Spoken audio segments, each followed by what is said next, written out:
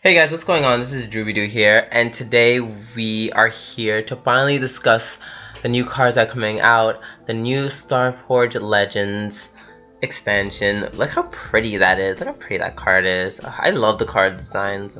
So pretty. So yeah, I'm gonna try to make this video literally as fast as possible. So let's get right into it, discussing the new cards and expansion, starting with Forestcraft. Starting with the legendaries, we have King Elephant, Storm 10/11, return all other followers to your hand, gain +1/+1 for each card in your hand, ignore enemy followers' wards. Whoa! Okay, so yeah, Forestcraft is coming back with a vengeance. This card literally can just kill. Like, it's literally like you can literally play defensively. Turn 9, play what's that card? Now of the Forest. There's a card in Forestcraft. Oh, this is gonna bug me, because it's a really good wombo combo that I feel like people are gonna try to get off, because you can literally do like 18 damage between 2 turns. So I'm gonna just look it up real quick. I know I said it. Oh yeah, we're totally going to be real fast about it. Ooh, maintenance is happening, so I only have a limited amount of time. Forestcraft, create cards. Silverbolt. There we go. So this combined with the Silverbolt card, you can literally do like 18 damage in 2 turns.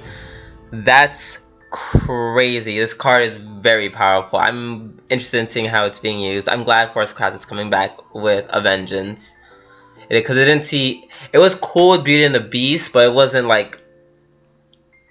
super popular, because Beauty and the Beast is just really hard to pull off sometimes. Cassiopeia, Fanfare, deal 1 damage to a random enemy follower X times. X equals the amount of number of cards in your hand. So it's like Will of the Forest essentially, which I would say was good, but this card is way too weak. It's only a 3/3 and it costs 6. That's way too weak. It's very defensive. Not that great of a card in my opinion.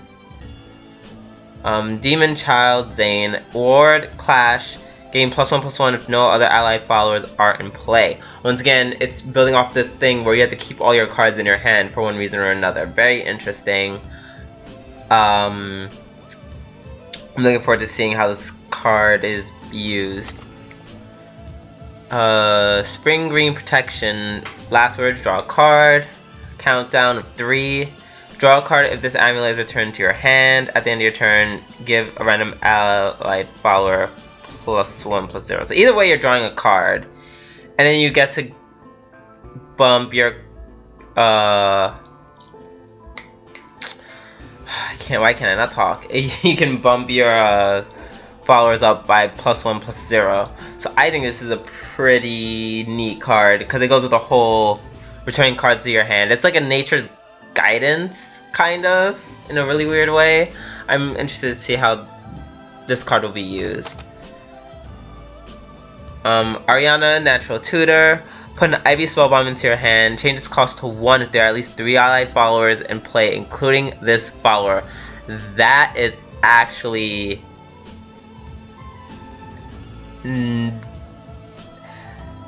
like, this can pair very well like a turn 5. This can be a turn 5 card, because I can see someone playing the Elven Woman, the 3/4 4-drop. That when you evolve her, you get 2 fairies in your hand that cost 0. Then you play this card turn 5, play the other 2, get Ivy Spellbomb, hit something for 3, and then hit your opponent for 2. So it could be a cute combo. We'll see. I think it can see some daylight. Fanfare. Followers can't be played from your hand until his follower leaves the area. We'll see. We'll see. It is a 3/2, but it's still 2. Like, I don't know. Let's see. Elf Song. Put 2 fairies in your hands. Give all allied followers +1/+1 if at least 2 other cards were played this turn. Very aggressive for a Forest Craft card. Will it be used?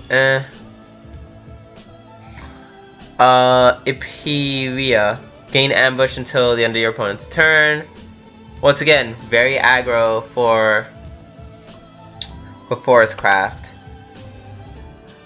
And then put a random amulet from your deck into your hands. This is interesting. Excuse me. This is interesting that essentially a Prism Priestess from Havencraft has made its way to this deck. But considering all like the new amulets, not just from last expansion pack and this one included, like Spring Ring Protection, it's very interesting that they have a card that can fetch you an amulet. Very interesting, very cool. Swordcraft. Barbossa. They nerfed Swordcraft just to make more broken Swordcraft. So it's a 5/4 rush. At the start of your next turn, put Barbarossa into your hand. Change its cost to 8 if there are only 2 enemy followers or less in play. Change its cost to 2 if there are 3 enemy followers or more in play. So yeah, that's pretty insane. I'm just, in my head, I'm trying to see if there's a way to play around it. Cause it's like, it's a 5/4, you kinda can't let that, like you have to kinda kill it. But you can't, but you have to make sure you don't have 3 followers on the field, or else he's just gonna come back and come back for less, which I think is crazy. Like you really have to play around this. You can play around this card, but you have to be extra careful. And in most cases, you're gonna have to sack something off just to reduce the amount of followers you have. So I think this card is very scary. This card really, it really hurts, you know, all the neutral craft gimmicks, just flooding your field with neutral cards and then playing an Alice. It really does. It really hurts. I might fucking just buy a Barbarossa right out the gate, because it seems like it's gonna be a really good card. But we'll see. We'll see. Lux, Solar Lancer. Put more broken cards. Put a random commander that costs 5 play points or less from your deck into your hand. Enhance 4, then put a random commander that costs at least 6 play points from your deck into your hand. So you play this on turn 4, you get 2, not 1, but 2 commanders in your hand. That is insane. I am going to try my hardest to make a support cannon deck, because now that you have cards such as Lux, Solar Lancer running around, I feel like that can just be a lot more fun. I'm super excited for it. Perseus. This dude, I think, is going to be crazy. Gain +1/+0 in war if there are at least 4 allied Swordcraft followers in play.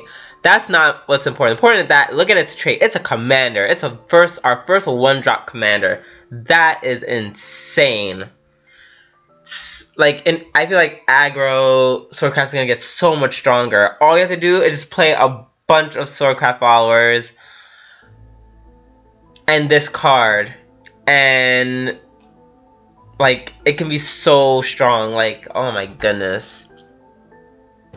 Like this card, I feel like this card's gonna be abused a lot just to activate all those abilities that center around people having a commander in or not having a commander in, very much like Cinderella, except even more broken because it only costs 1. So that's crazy. Princess Juliet, Storm, a 3/2/2 with Storm. Whenever you play a commander that originally cost 3 play points, and if this follower costs 3 play points, change this follower's cost to 2 until the end of turn.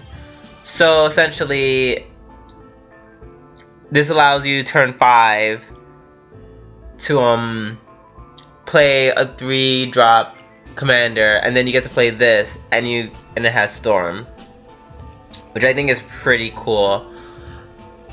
But yeah, not much to say about it. And then Lord General Romeo, which is the same thing. So, oh, General Romeo and Princess Juliet. Ah, I get it. They're meant to be played with one another. Phrasing? No, I think that was safe. So that's really cool. So if you have these cards together, you can have a ward and a storm creature. So it's literally like playing Alwita's Command. That's actually really dope and really terrifying at the same time.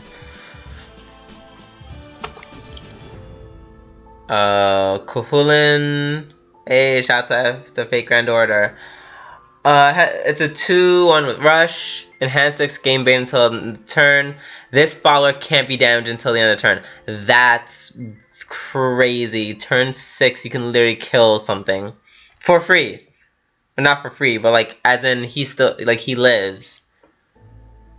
So he just kills a card. They're trying to make it so that you don't need you just don't need spells in this. You don't need spells. You just have followers that can just kill everything, which is kind of terrifying because, you know, fuck Swordcraft.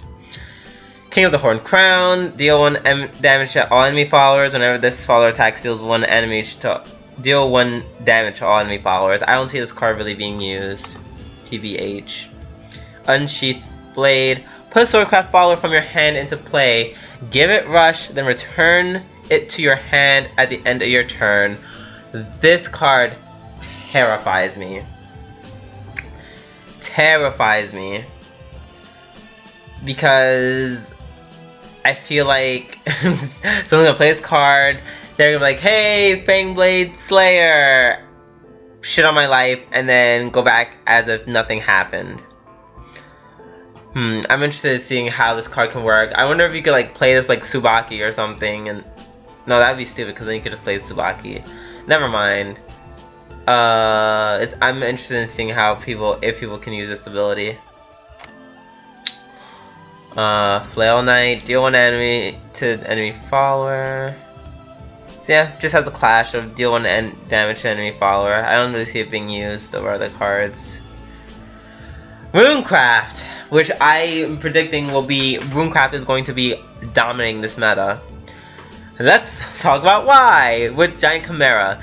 Deal 3 damage divided between all enemies. Start with the follower that came into play the earliest and deal damage equal to its defense to the follower. Okay, deal damage and deal damage equal to its defense to the follower. Wait a minute. Whoa, I didn't read that part.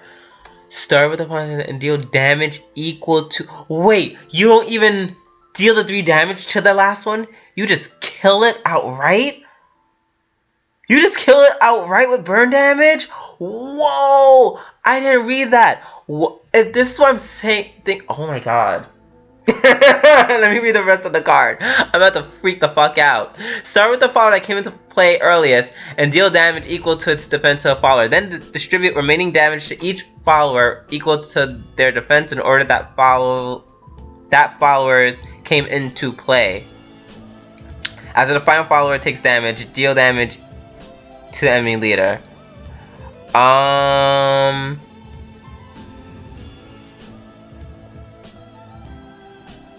Okay, no, I think I know what they're saying. Oh, no. I almost went crazy. Don't get me wrong, this card is still like fucking bananas crazy. Because this is like crazy potential burn damage. Like, Spell Boost just got fucking insane. Spell Boost just got fucking insane. Like, everyone's gonna be running it now. Like, that's actually crazy. Oh man. Oh man, that's actually insane. I literally don't know what to say about that. Like, that's crazy burnt. Alright, anyways. Second card that's also fuck ton crazy. This is going to change the meta. Wild Golem. It's 5 drop 2/3. At the end of your turn, deal 1 damage to a random follower X times, maximum 10 times. X equals this follower's attack. Earthright. Gain +1/+2. So, let me get this straight.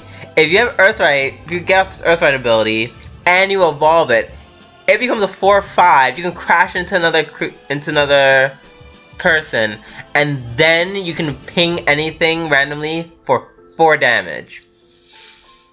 If that is not stupid, I don't know what is.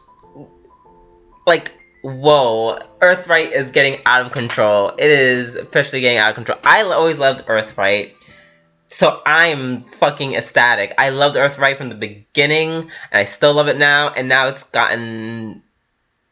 apeshit crazy. I'm here for it. I'm so here for it. I cannot wait. Like, cards like this going to totally just destroy, especially with the nerf to Alice in Wonderland. If you don't know what I'm talking about, you should definitely check out my other video. It's going to be crazy. It's gonna be crazy. I can't wait. Europa. I'm not sure if I'm saying its name right. Yeah. And you get to evolve this follower turn 5, and it gets Storm, Bane, and Ward. Not even Rush. It gets Storm. That's crazy.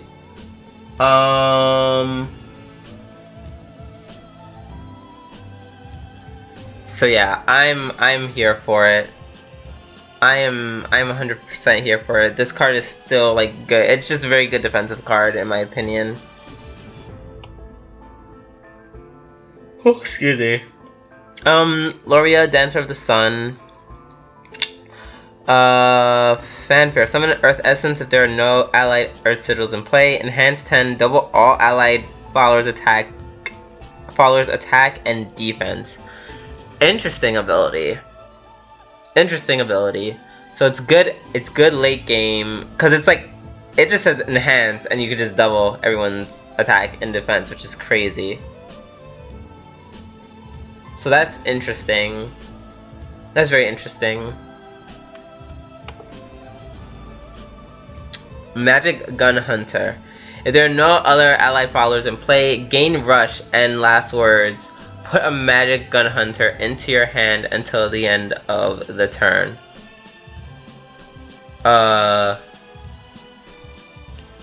So yeah, I don't know what are with these cards that are just like have nothing to do with spells. They're just, hey, I don't know, like they're very defensive. Like between this one doubling damage, and then this one just I can kill a card for free. You're welcome, and also have ward. I don't know. It's very confusing. I am very confused. Concentration. Draw 2 cards. Earthright. Draw 3 instead. Then restore 1 defense to your leader. Oh my god. Silverknee is going crazy texting me.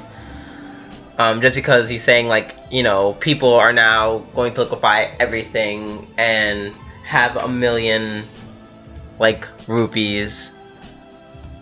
I just called them gold. But that is actually I think the correct term, rupees, as our former currency in Shadowverse game. But yeah. Is this card gonna be used?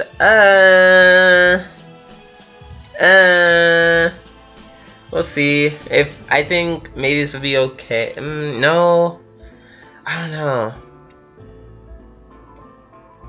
don't know. We'll see. We'll see, definitely. Maybe in a spell boost deck? I don't know. Astrologist of the Mist. If another allied follower is in play, use Earthright, give +1/+1 and ward to an allied follower. So definitely like a lot of defensive reactive cards. Very interesting. Oh, and then Lightning Lancer. Oh, excuse me. apparently, when you evolve this card, it pinged an enemy for 3, but now it's been nerfed to deal 3 damage to an enemy follower. Which is still really good. Like, I actually could see this card being used just because of that ability. Let's see, Magic Owl. Spell boost the card in your hand 2 times. That might be interesting to use. I don't know if it's gonna be run. I might try running it. Just because, like, that's a lot. And it spell boosts the cards in your hand 2 times. There's another card that did something like that. But it was like a 3-drop, and that wasn't an evolve ability. I don't think it was. Starseer's Telescope. Earthright, draw a card and recover 1 play point. Yeah. We So this card is definitely getting used because you get to draw a card for, it's literally you get to draw a card for free. I mean, yeah, you have to use, no, you replenish your Earth Sigil, you replenish your play point. It's literally a free 1 card, like, it's a free card. Like, I can't, like, it's a good card. Everyone's gonna be running it. Why, and why not? I feel like the Iron Smelter card, the one where you get an Earth Sigil and then you get a 0/2 Ward creature turn 1, I think that card's officially, like, run its course. Just because of like better Earth Sigils such as this. Dragoncraft. Fanfare. Banish all cards that cost 7 play points or less from your deck. So it's essentially like a weird version of Dark Alice, essentially. Which I'm here for. Oh. I mean, I can't really use it as much because I don't have a lot of scary 7+ playpoint cards, but I can see this card being used. Especially if you want to like finish your endgame strong, like why not? This card. Prime Dragon Keeper. Can't be attacked if Overflow is active for you when an allied Dragoncraft follower that originally cost 3 play points or less comes into play. Deal 2 damage to a random enemy follower and deal 1 damage to enemy leader if Overflow is active for you. I am telling you right now, this is going to pair off with I wish I could look it up, but Shadowverse is undergoing maintenance right now. Dragon Song Flute. There we go. That amulet that changes all 3 playpoint followers into dragons for 4/3. I'm telling you right now, this plus that. This is the answer. This is what that whole gimmick needed. And now, like, I feel like now I finally have like a potential Dragoncraft deck that I can put together very easily as long as I just make a full copy of this card. It's very, very, very like, oh my god. Like, if you had the amulet out, like, you win, because you're paying something for 2 every time before the dragon even attacks, and then you just have a bunch of dragons in your hand. I can't wait. That's a good card. Draconic Singer. Subtract 1 from the cost of a Dragoncraft card in your hand. It's not a good card. I mean, it is, like, it's just a cheaper version of the other one. Like, it's literally a 6-drop 5/5 that does the same thing, except it subtracts 2 instead of 1. So I actually prefer that one. Candy of the Dragons. At the end of your turn, summon a dragon. Oh, wait, what? I thought at the end of the countdown you summon a dragon. Oh, that's interesting. Excuse me. Beast Rider, 2/6. Rush. Whenever this follower attacks, double this follower's attack after damage is dealt. If you evolve it gains Storm. I'm definitely calling this card being used. Holy fuck, that's a spicy meatball. It gets 2/6, so it has a decent amount of defense, and then immediately its attack gets doubled, so it becomes a threat, and your opponent just like has to kill it or else you die. I think this is gonna be seen a lot, at least at the beginning. Scale Berserker, 4/5 with Bane, whatever. Estrella Beast. Can't be targeted by enemy spells and effects. Dragon Rear Matilda, put a Fire Lizard into your hand. If Fire Lizard costs 1, yeah, I think this card would be cool, but it doesn't, so Dragon's Foresight, put a random follower from your deck into your hand. Enhance 4, then put a random follower with at least 5 defense from your deck into your hand. So this is really good for fetching cards, but there are other cards that do the same thing, like Dragon's Emissary.